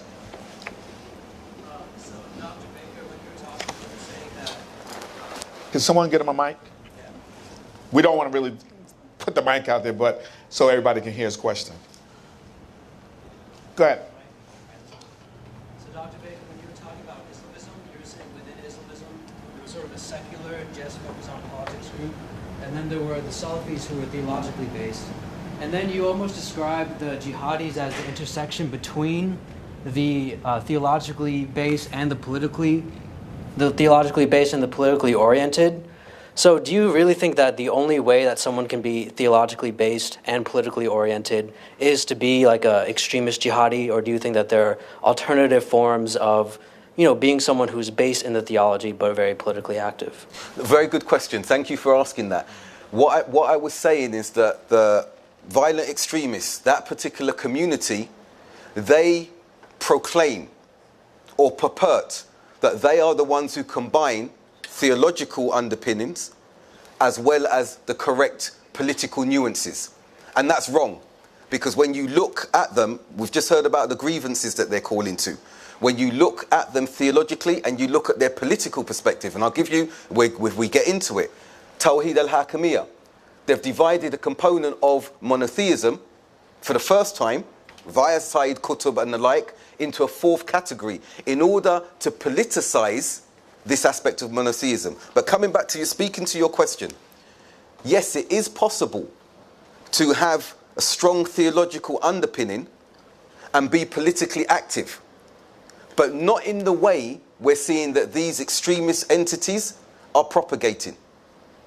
It is possible. We've seen, for example, when you look in Egypt, when you look in Tunisia, we've seen for the first time Salafi entities entering the arena of politics. They felt the need, whereas before, as you know, generally Salafis are apolitical. So yes, that's happening. Whether that is the way to engage, I'm not the one to say that. I can't speak to all of those other contexts. But it can it happen and be away from that extremist community, that extremist entity that we've seen in the theoretical framework that I depicted? Of course it can. With a context that is more accurate and correct, of course, yes. Just to add on to that question, Kareem, I think we have. Go ahead. Okay. So just to further add to the answer that was given by Dr. Baker, from what I understood from the question, it's almost asking, can we be good Muslims, that is, have a sound creed, and still be involved in the struggle for social justices? That's kind of, is that a misrepresentation of what you were saying? Okay, so I think that it is important for us to realize that absolutely there's nothing in Islam that would prevent someone from being involved in, struggles for social justice. In fact, Islam encourages us to be just and to join with those who are fighting for justice, as long as those means do not lead to a greater harm. And that's something that is a broad principle in Islam, that we don't do anything, even if that thing may be something that we deem to be good from the outset, if we have the belief that it is going to lead to a greater harm. I know I just saw Assistant Chief Carroll come in, so as he's getting mic, we'll take one more question. This is to Dr. Wyatt. From an Islamic perspective, what would you recommend one do about honor killings, especially in this country? Okay, so we're addressing the issues of extremism, and there's no doubt that honor killings are a form of extremism. However, they have nothing to do with Islam.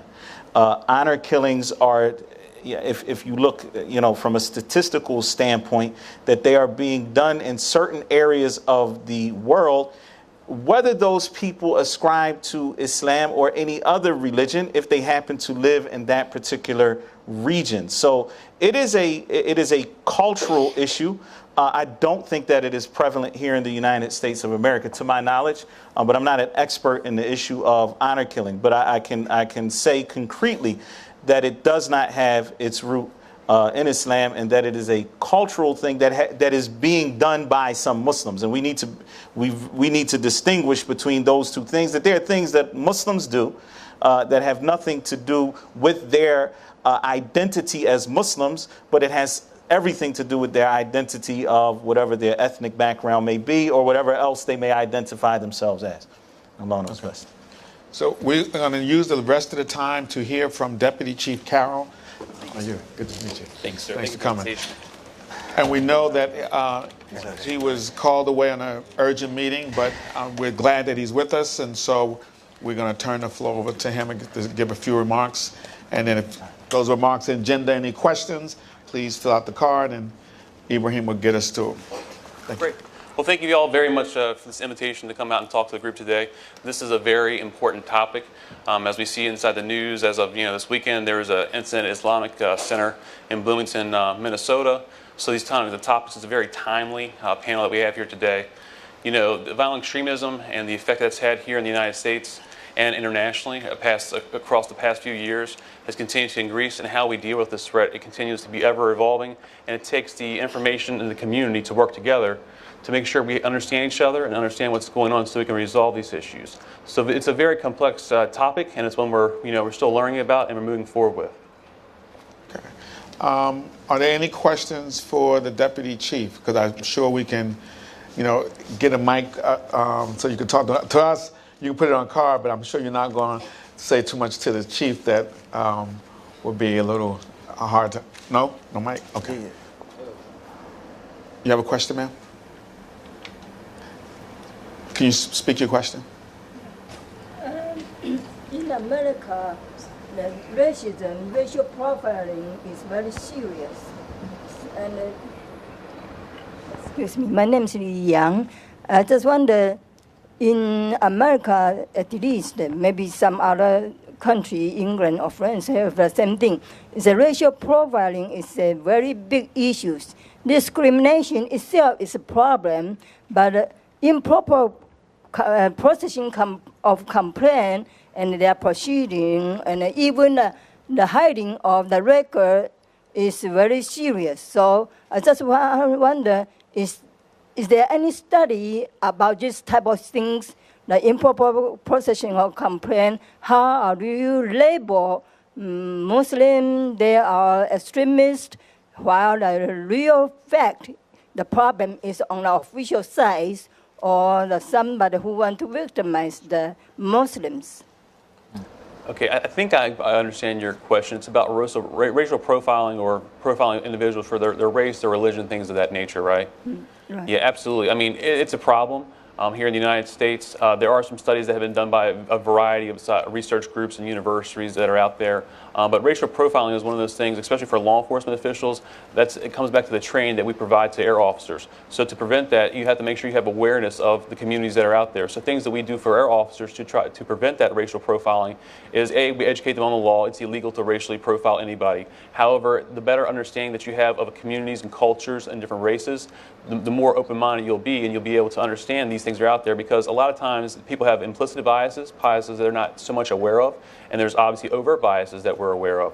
So to make sure their officers are aware of those implicit biases as well as those overt biases is something that we do to cut out racial profiling. It is a very serious issue, not only here inside the United States, but across the world, and it's something you have to be on the lookout for. Our goal in the Metropolitan Police Department is we deal with, the local crime here inside the city of Washington, D.C.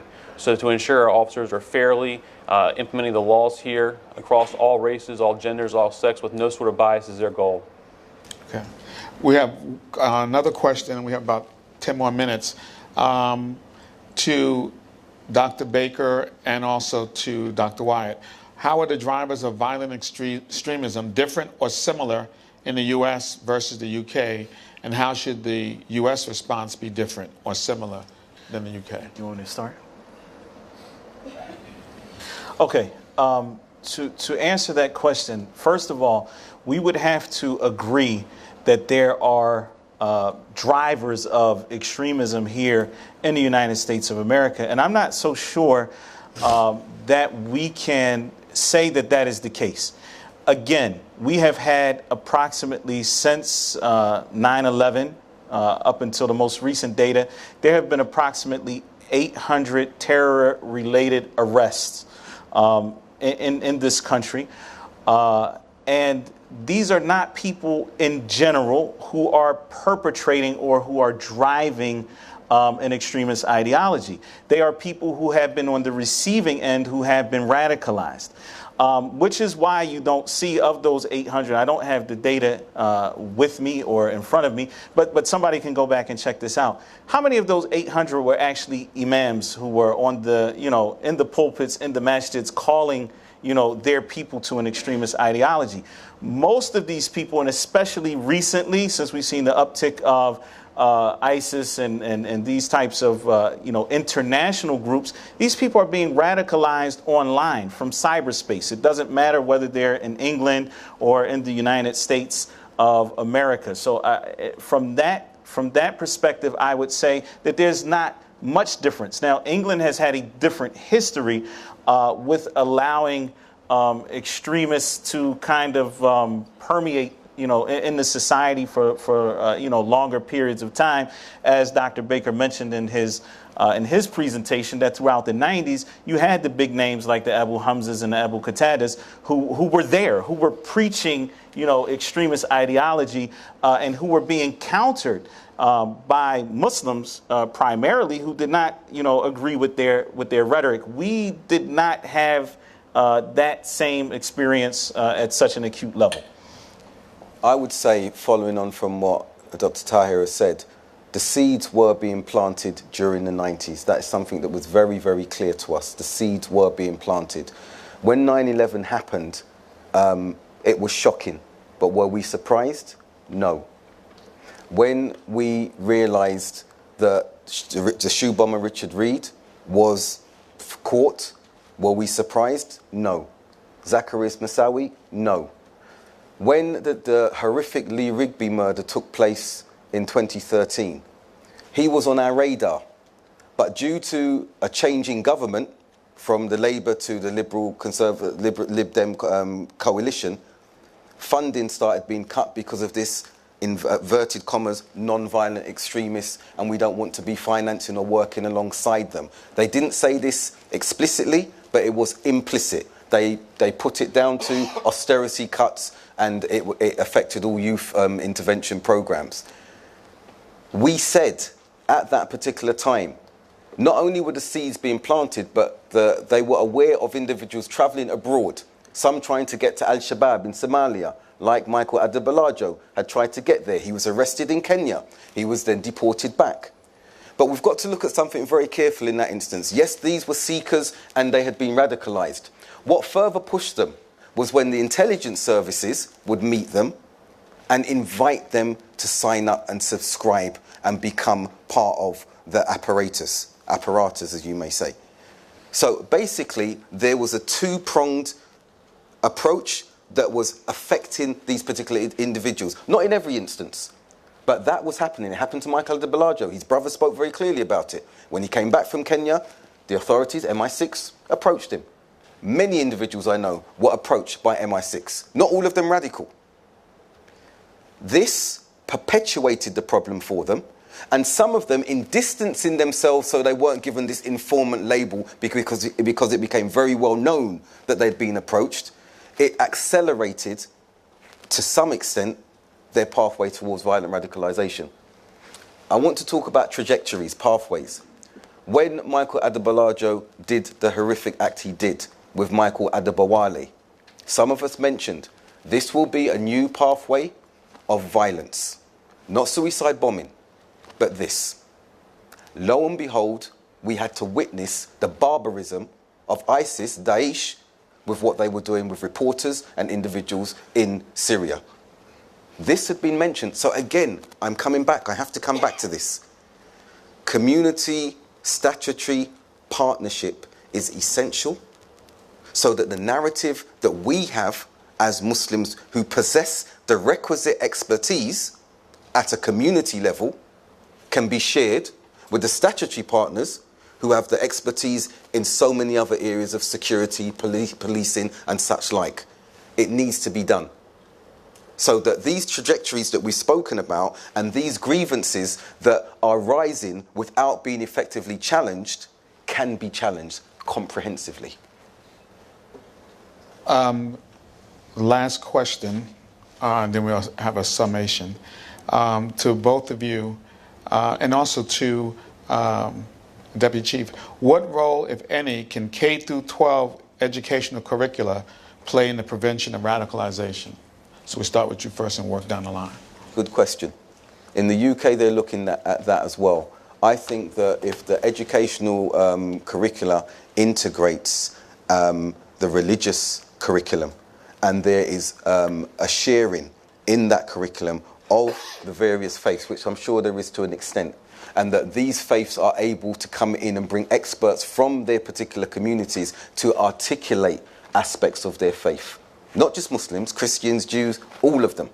I think if this starts all the way through, then the students will have a sense of identity as Americans.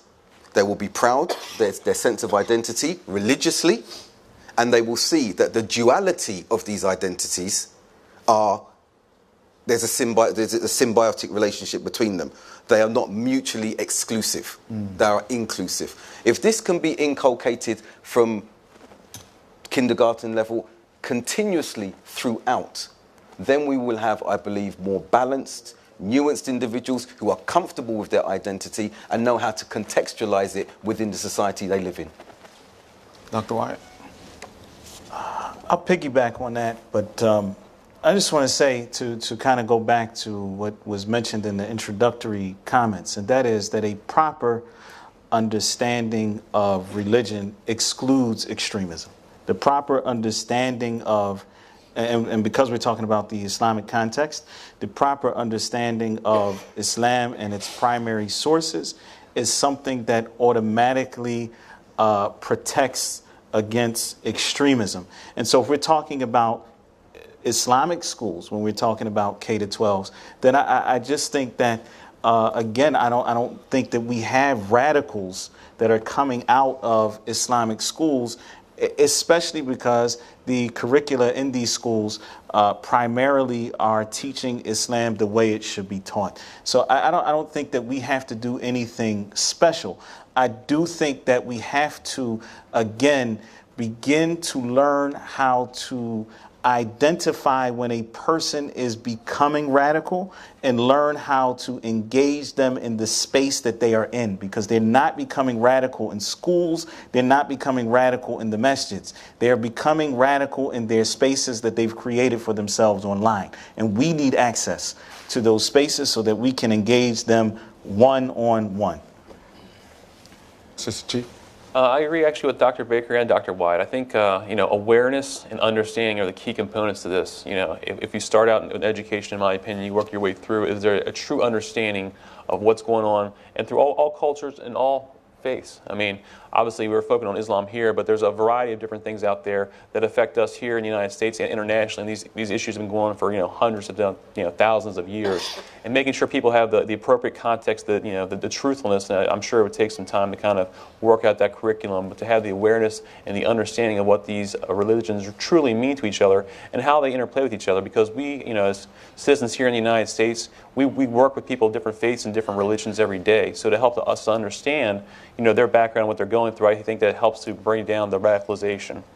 And as Dr. Wyatt said, a lot of this is happening online. That's a very difficult arena to kind of focus in and to address. So to kind of get a handle on that. But I think a key component would be the education and getting the children to understand, because we see a lot of times with organizations that are, trying to give an offset or an untruth out there. They start with children, they try to build their way up, so they're indoctrinated into that. I think it's important that we do the reverse and we make sure they truly understand the importance and the truthfulness of this. Okay. We have 1 minute for each of you to have a summation. So, Dr. Baker, we start with you. I just reiterate the importance of having a comprehensive, multi-layered approach in which we remove the vacuum that currently exists societally because of a failure of us as communities, as agencies, to engage in a strategic approach, holistic approach to tackle this problem of violent radicalization. And I want to say, we're talking historically about a number of things. I've given you some case study cases. We have the United Nations Office Counter of Terrorism report regarding the foreign fighters phenomena in Syria. I want to say this, not to alarm anyone. We've seen it since the early 90s. There is likely to be blowback now that ISIS is in demise geographically. Geographically. That is it. We may have shut down a region, but ideologically, they have not been shut down. And those who held in their heart that this was the Islamic State, which it wasn't, are very upset, and their battle and their battle cry hasn't gone away. So as we're talking here now, there is some urgency to what we are discussing. Please keep that in mind. There is some urgency. This report came out very recently, July 2017, talking about the characteristics of those who will be coming back. We saw it in the 90s after the Balkans conflict. We saw it building up and building up and building up, and then we had the blowback, 9/11. There is likely to be blowback from what has happened with the so-called Islamic State. So please, we need to take this seriously. My minute? A minute. All right. Huh? Yeah, okay. I would say that we view ourselves at TAM, we view ourselves as medical practitioners, in a sense. Whereas medical practitioners focus on people's bodies, we are looking at people's minds and souls, if you will. And what we want to do as a whole is to prevent. We believe that the best medicine is prevention, that we want to prevent people from ever having a misunderstanding or an extreme understanding or ideology as it relates to their understanding of Islam. We also recognize that no matter how much we seek prevention, that some people will become diseased. They will be infected by extremism and radicalization, and therefore that is our job, we see, to help those people be treated. And what we talked about today and what will be talked about throughout the day are different approaches, but one of the main approaches that we find to be effective is actively engaging those who have been affected by radicalization, by actively engaging them, not by shooting information at them or giving them one-liners or videos that they can watch that will help deconstruct whatever theological underpinnings that they've had that have led to their understanding. Now, we believe that we are going to have to train tens or maybe hundreds of people who can look at why, or from a theological perspective, what it is that they're doing, what verses they are looking at from the Quran, what hadith they are looking at from the teachings of the Prophet Muhammad sallallahu alaihi wasallam, to look at that, to deconstruct those arguments, and to learn how to engage these people in their space. Assistant Chief. From a law enforcement perspective, I think it's very important to do these things that us as law enforcement, we work together and we build a community where we're sharing information. If you don't have that foundation built within the Islamic community, you feel comfortable sharing information with the law enforcement, it's like we do with any other community out there. Here inside the District of Columbia, we work with a variety of institutions and mosques and things of that nature. We also work with community groups. The important thing is we build that foundation where we all feel comfortable sharing that information. So if there are some indicators, some things that don't seem right, that individuals feel safe, they feel comfortable talking to law enforcement, passing that information along, so we can go and do further investigation and follow up on that. So I think it's really important to understand that we have to build the foundation in a law enforcement standpoint to feel comfortable to share information, to have that daily contact, that routine contact, so we are aware of these things. So when these extremes do pop up, things of that nature, we're already aware, we've already built that relationship, and we can address it appropriately without having to kind of go through and make those initial motions. So I think having that support and that community foundation, it's very important. Thank you, Chief. Can I just to follow up on that point, because there's something that Dr. Baker mentioned, but he had to leave for a second, and it is very important, and that is that there is a partnership and not a control. That there is a trust, not just from the side of the community to law enforcement, but also that law enforcement entrusts us. They trust us to do our job, which is to engage, those ideologies until the point that we feel like we've done everything that we can do. That trust has to be mutual. Yeah. Good point. Let me thank the panelists for coming today, but also let me thank the Religious Freedom Center for hosting this conference. We want to do some housekeeping notes. One, we are preparing for lunch at the courtesy of the Religious Freedom Center, which is about to start now. We would like for you to finish your lunch by 12:30, to be back here by 12:45 seated, so that we can start at 1 o'clock sharp. So I'm going to shut up. Y'all can proceed to the kitchen area or dining area, and we will see you in an hour. Thank you very much. Exit left, huh? Exit left.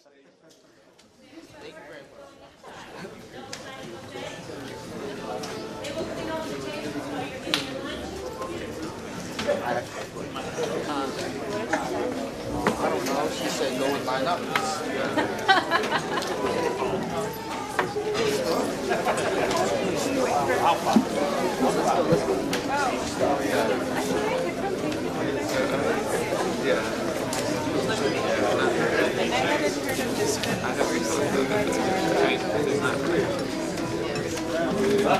Very good.